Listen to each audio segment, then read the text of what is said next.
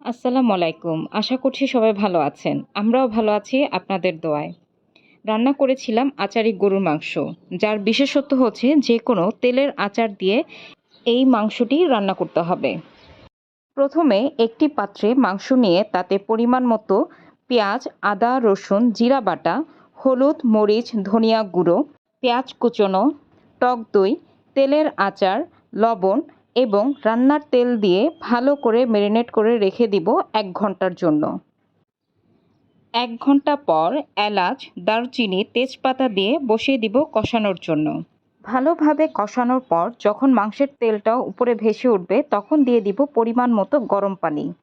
অন্য একটি প্যানে সরিষার তেল দিয়ে তাতে শুকনো লাল মরিচ ও পাঁচফোড়ন দিয়ে ভালোভাবে বাগার দিয়ে মাংসতে দিয়ে দিব এবং ভালো করে মিক্সড করে নিব।